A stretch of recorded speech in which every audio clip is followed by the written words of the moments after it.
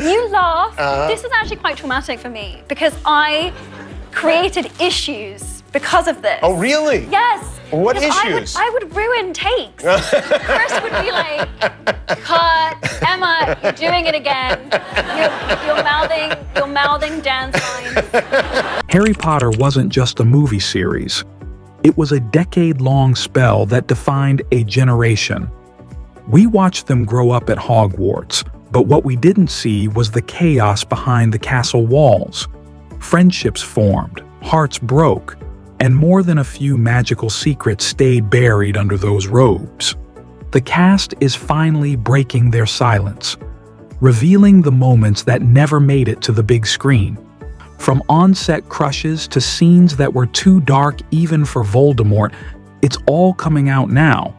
These are the truths the Harry Potter cast never told until now. We all know the Harry Potter movies are magic, but there are many things in the book that didn't make it into the movie. Stuff got trimmed for pacing, runtime, or just because it didn't fit the vibe. But over the years, stars like Daniel Radcliffe, Emma Watson, Rupert Grint, Helena Bonham Carter, and the late Alan Rickman have opened up about the heartbreak and sometimes relief of those cuts. In the HBO Max special, Harry Potter 20th Anniversary Return to Hogwarts, the cast got nostalgic, reminiscing about reshoots and what-ifs, but they've been spilling since way back in DVD extras and press junkets. It's like they're finally giving us the director's cut commentary we've been craving, starting with the early flicks because that's where the whimsy got a little too whimsical for the final edit. Take Harry Potter and the Sorcerer's Stone.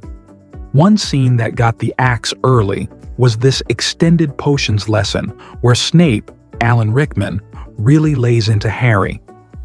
In the deleted clip, Snape quizzes the class on obscure ingredients, and young Daniel Radcliffe fires back with some snarky answers that show Harry's got brains under that scar. But it got cut, and fans later pointed out it made Harry's retorts in the theatrical version feel a little forced.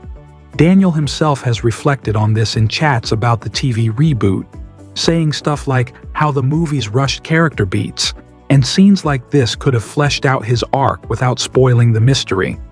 He's all for the HBO series expanding on it, calling it very wisely planned to avoid the same pitfalls. Next, and this one is something that could have changed the whole direction of the Harry Potter franchise.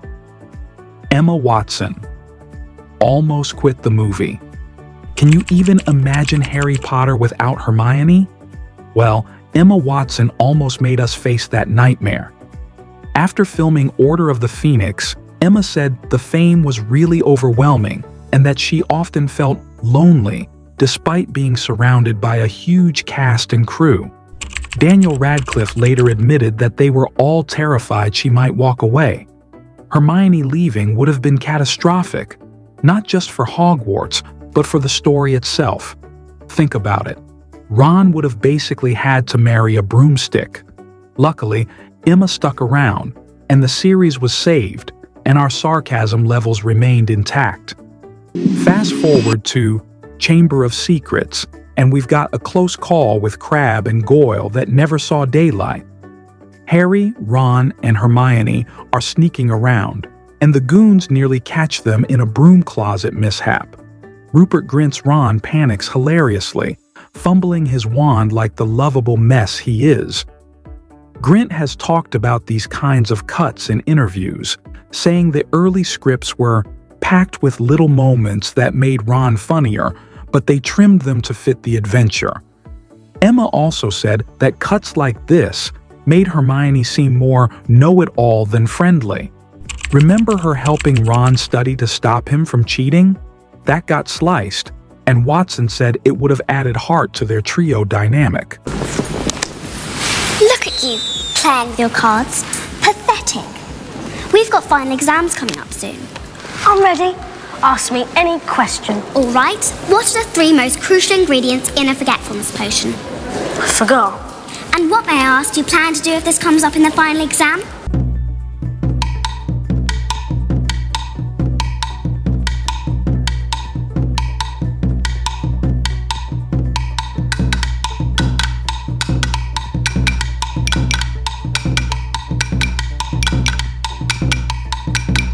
Another interesting and kinda disturbing thing that happened during filming was Daniel Radcliffe's wand addiction. Daniel Radcliffe might be known as the boy who lived, but on set, he was also the boy who broke wands, over 80 of them in fact. Why? He got into the habit of using them as drumsticks between takes. Eventually, the props team had to give him rubber wands just to stop the chaos. So, if you ever noticed Harry's wand looking a little flexible in some scenes, now you know exactly why. Between that and all the magic he had to do on screen, Daniel clearly got his daily dose of exercise and a few headaches for the props department. Now, let's move on to some deleted scenes from Deathly Hallows Part 1 that honestly deserved better. First up, Dudley Dursley. Remember Dudley, the guy who could have been the poster child for overindulged kid and once punched Harry just for existing? In one of the scrapped scenes, Dudley actually apologizes to Harry. Harry Melling, the actor who played him, said he was really proud of that scene. But unfortunately, it didn't make the final cut. Maybe the filmmakers thought a little emotional growth was too normal for a wizarding blockbuster? This isn't just goodbye, boy, is it? This is farewell. I don't understand. Isn't he coming with us? Oh, Harry. absolutely not. Why? Why? Well, because he doesn't want to, do you, boy? Absolutely not. No. Besides, I'm just a waste of space, isn't that right, Vernon? Next, we have Aunt Petunia. We all know her as the emotionally constipated aunt, but there was a deleted scene that added a lot of depth. Fiona Shaw, who played Petunia, filmed a moment where she confesses how much she misses her sister Lily. She even says something like, "You didn't just lose a mother, I lost a sister." It's a really touching glimpse at her hidden pain and complicated feelings. But the scene got cut, probably because showing Petunia as a relatable, emotional human might have made audiences sympathize with her. And we can't have that in a villain-like character, apparently. And then there's Tonks and Lupin. Honestly, this couple deserved a little rom-com vibe before the tragedy hit. In the original version of Deathly Hallows, there were extra scenes showing their final moments together. Their deaths are kind of glossed over in the theatrical release, but David Thewlis, Lupin, called the deleted footage heartbreaking. It really gave fans a sense of their love and the personal stakes of the war. But in the end, those emotional beats were swapped for action and chaos. Because who needs closure when you have dragons of destruction? Or, well, explosions and Death Eaters.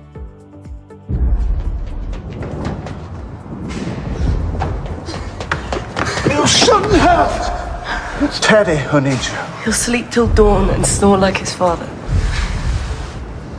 It's you that needs me tonight. That's not all that happened. Behind the scenes, there was a whole lot of chaos. Take Rupert Grint, for example. Our beloved Ron Weasley had a permanent case of the giggles, especially whenever Alan Rickman, also known as Professor Snape, was around. During Prisoner of Azkaban, Rupert got banned from being on set during a serious Snape scene because he just couldn't stop laughing at Rickman's deadpan delivery. Rickman, ever the consummate professional, was not impressed. But the fans? We live for that kind of chaos. Also, Emma Watson took dedication to the next level.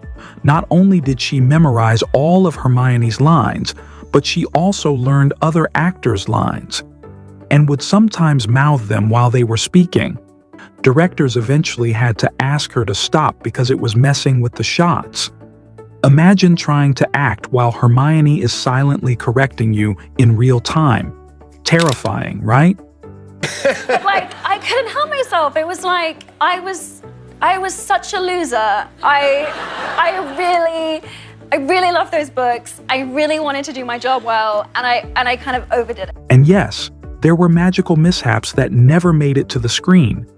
In Goblet of Fire, there was a deleted scene where the trio eats enchanted sweets that make them produce animal sounds. Rupert's character ends up farting like a horse. It was filmed, it exists, but it got cut because apparently magical flatulence wasn't considered tonally appropriate. Cowards. Also, there are reports that Michael Gambon, Dumbledore, post-Richard Harris, didn't care much for staying in character.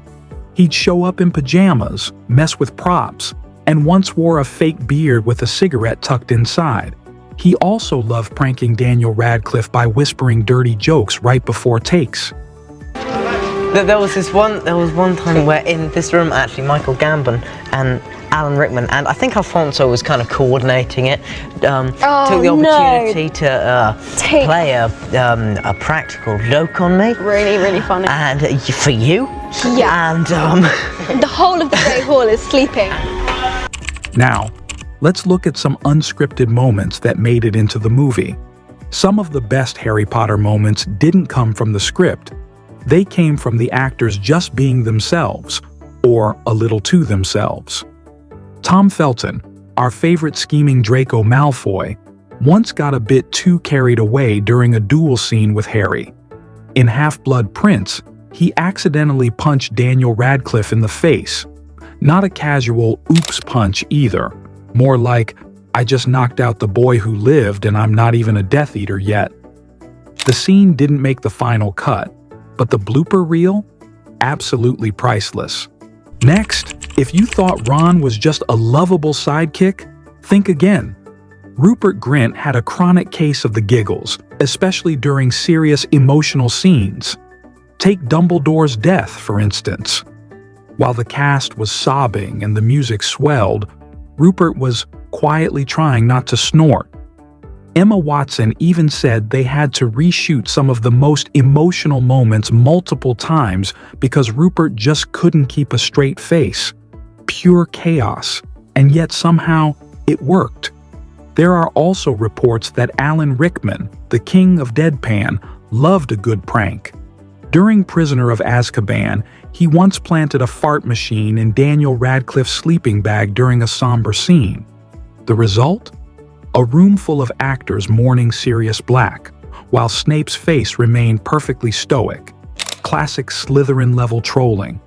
Even the Dark Lord got in on the improvisation. In Deathly Hallows Part 2, there's that painfully awkward moment where Voldemort hugs Draco. That wasn't in the script. It was totally Ralph Fiennes winging it. Tom Felton's reaction says it all. He had zero idea it was coming. The hug was so uncomfortable, it became a meme and stayed in the final cut.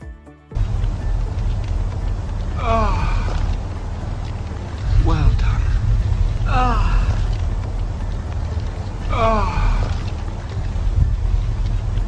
Draco. Draco. And let's not forget Hermione herself.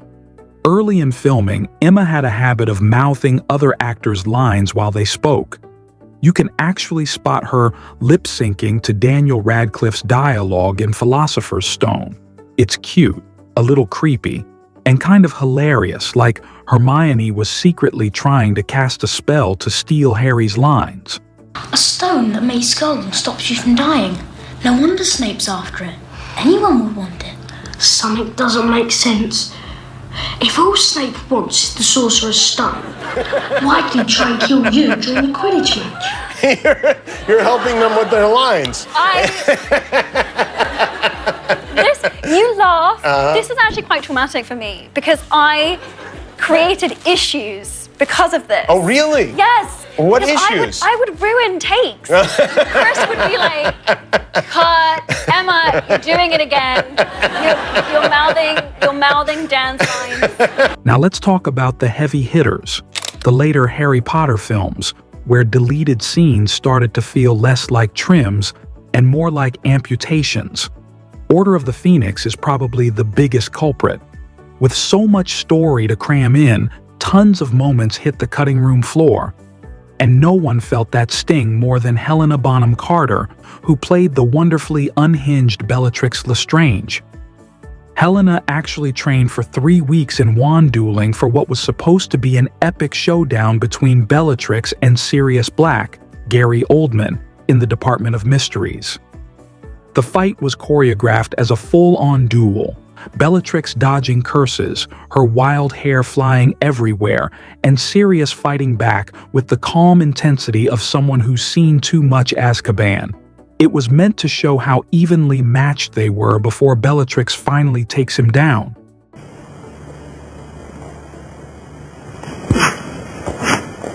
Come on, cousin! You can do better than that.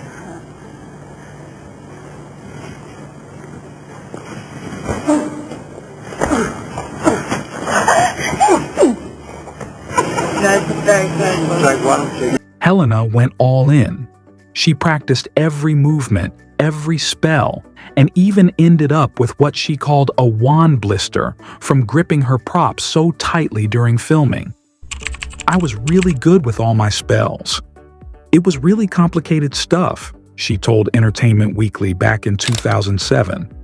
But when the final movie came out, all that effort got reduced to just a few seconds. A quick curse, a flash of light, and Sirius is gone. It's one of those if you know cuts that leaves fans wondering what could have been. Director David Yates ended up cutting the entire duel to keep the Department of Mysteries battle from running too long, leaving just Bellatrix's chilling Avada Kedavra, and Helena totally heartbroken. In frustration, she said, "I can't believe they cut the fight. All that wand training for nothing." She even begged producers to sneak it into the DVD extras. She'd apparently stuck her tongue out mid-duel for a bit of extra Bellatrix flair. Talk about commitment. When they said no, only tiny snippets made it into the chaos of the final cut. She couldn't help but tease, "You give them everything, and they keep the bland one." Ouch. In the Return to Hogwarts reunion special, Helena doubled down, saying she loved Bellatrix's unhinged energy, but admitted the heavy edits made her role in Order of the Phoenix feel almost blink and you'll miss it. Gary Oldman backed her up, saying the full duel would have shown more of Sirius's tragic flaw, that overconfidence that ultimately got him killed. And honestly, fans would have eaten it up. Bellatrix twirling and cackling mid-spell, that's cinematic gold. Speaking of unhinged, let's talk Snape. Alan Rickman, rest in peace, the absolute master of brooding, had his fair share of thoughts on what got cut, too. In Half-Blood Prince, there was a deleted scene called In Noctum that's pure poetry. The Hogwarts choir sings under stormy skies, Draco's wrestling with guilt, Ron and Hermione are quietly watching from windows, and Snape just stands there, silent and haunted. Rickman's face does all the acting. The shadows, the flickering candlelight, the expression that practically screams, "There's more to this man than meets the eye." It would have been the perfect emotional bridge to his redemption in Deathly Hallows. But the filmmakers scrapped it, reportedly, because it gave away too much. They worried it would spoil Snape's surprise twist for viewers who hadn't read the books. So instead, the scene lives on as a haunting little gem in the deleted extras. A reminder of how much Rickman could say without uttering a single word. Rickman himself fought cuts and additions. In his 2008 diaries, published as Madly Deeply, he ripped the Dumbledore death scene as oddly lacking in drama on paper, blaming script compression. We don't know, or remember, enough about individual characters' concerns to understand their issues. Or care. And get this. He insisted on ditching a key line, "I gave my word. I made a vow," during the tower top. It referenced Snape's unbreakable vow to protect Draco, but Rickman called it confusing and diluting, arguing it undercut his icy killer vibe. Result? Silent Snape. Just Avada Kedavra. Chills. J.K. Rowling had spilled Snape's full arc to him years earlier, love for Lily, double agent life, so he played every glare with layers. In the reunion, co-stars like Radcliffe teared up watching his memories, saying Alan elevated every cut scene he touched. legend. The Golden Trios got their share too. Rupert and Emma's rock-skipping scene in Deathly Hallows Part 1? Pure cuteness. Ron's teaching Hermione on the beach, her awkward tosses leading to flirty laughs. It hinted at their slow-burn romance pre-kiss, but got yanked for tent tension. Grint said in interviews it was one of those light moments we needed amid the dark, and Watson agreed, calling it a breather that showed Hermione loosening up. Fun fact, Grint accidentally mouthed Watson's lines in a take, blooper gold. Daniel's all about the Dudley goodbye in Part 1. Dudders, Harry, Melling, admitting Harry's not a waste of space. Melling's pushed for its inclusion in fan edits, and Radcliffe's nodded in the reunion that it humanized the Dursleys, tying back to Petunia's egg scene vibe. It would have softened the ending, Dan mused, paroled press, and a wild one. In Part 2, a deleted Draco wand toss to Harry during the escape. Felton's Draco hesitates, chucks it over. Redemption micro moment. Tom said at the reunion it got cut to keep his arc ambiguous. I was the bad guy till the end. Mostly. Heartbreaking for fans shipping Drarry, or just wanting nuance. Finally, the big boss, David Yates, who helmed 4 films, spoke on Deathly Hallows Part 2 cuts.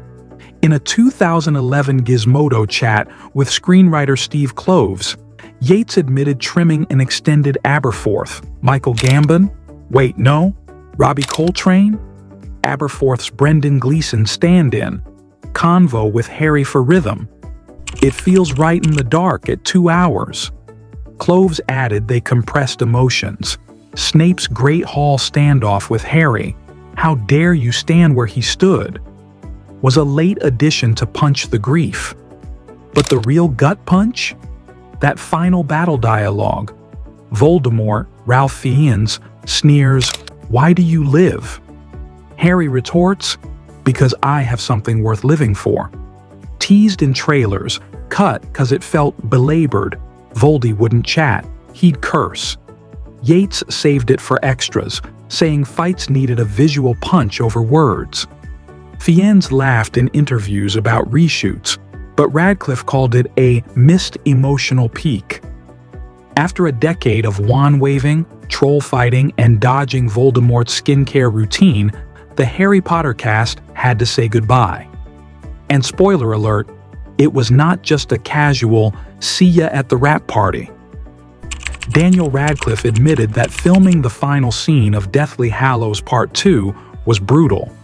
Not because of the acting, but because he realized he'd spent half his life on set. He cried, the crew cried, even the owls probably cried. And then someone yelled, "Cut!" and it was over. Just like that. Emma Watson described her last day on set as surreal and messy. She was so emotional, she couldn't even get through her final lines. She later said it felt like losing a family, which is sweet until you remember that family also included a guy who kept fart machines in sleeping bags. So there you have it. The stuff the fans never got to see. The punches, the pranks, the awkward hugs, and the emotional breakdowns. Turns out, the real magic wasn't just in the spells or the CGI dragons. It was in the chaos behind the scenes. What are your thoughts? Share with us in the comments. If you enjoyed this video, be sure to like and subscribe to our channel for more thrilling Hollywood stories and drama.